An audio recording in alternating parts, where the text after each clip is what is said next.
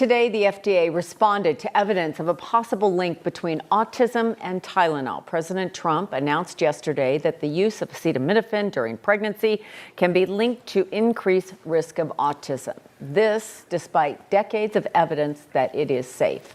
So joining us with more on the FDA's reaction is our 9 News medical expert, Dr. Payal Kohli. So let's talk about the key points kind of summarized in this letter, the FDA to doctors, and why they issued it. I mean, I was a bit surprised to receive it, to be honest. And basically, the letter says that they're doing a label change.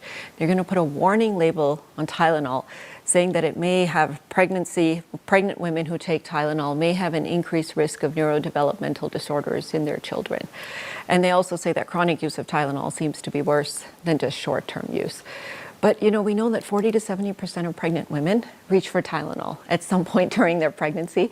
And without a causal relationship being established, for them to put this out there to all the physicians in a letter, for the FDA to rubber stamp this warning, it really has me surprised. Just so our viewers get an understanding of how either common or unusual this is, how often do you get a letter like this? Not often, especially for such a ubiquitous medicine like acetaminophen or Tylenol, which has been around for decades. So making doctors aware of the risks of something that we have safely used for many years, which again, there's not new science that prompts the letter.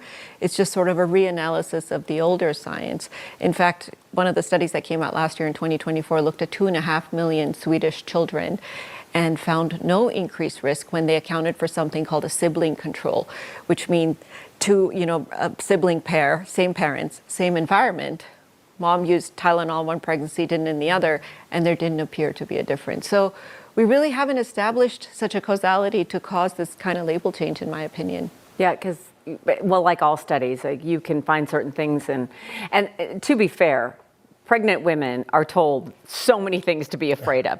Don't drink too much caffeine. Don't eat tuna. Don't eat what, I mean, you try to do all these things, but when you get later on into a pregnancy, especially, you are uncomfortable. Yes. I mean, and Tylenol is one of the few things that no matter what you're thinking, it's okay. Yes. Yeah, there are legitimate painkillers you cannot take. That's correct. So does it cross into the placenta? Yeah, so I want pregnant women to know this because this is a fact. And again, to be fair and give a balanced opinion, it does cross into the placenta. In fact, they found it in umbilical cord blood. They found it in fetal urine. They found it in the amniotic fluid. And one of the other things mentioned in the letter is that depending on the timing of exposure, especially when the organs are developing, such as the first trimester, the baby's liver is not mature yet.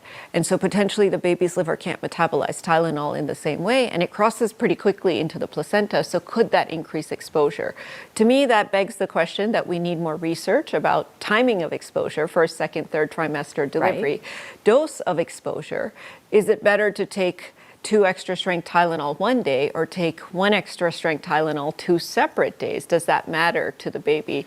But more research is needed. I know, more research is needed, and there's so much conversation around this. Just before we go, for women who are out there who are thinking about becoming pregnant or are pregnant, can they reach for Tylenol? Has it changed? Nothing has changed. The American College of Obstetrics and Gynecology, the American Academy of Pediatrics treat fever, treat pain in yourself if you're pregnant and your children, because the fever, the pain can actually cause harm, including neurodevelopmental defects like spina bifida, problems with growth of the fetus, as well as labor problems, and in children, febrile seizures. So don't be fearful. And again, this is coming from all the organizations out there saying that nothing has changed in the science. We're going to continue to look into this. There may be an association, but we haven't established causality.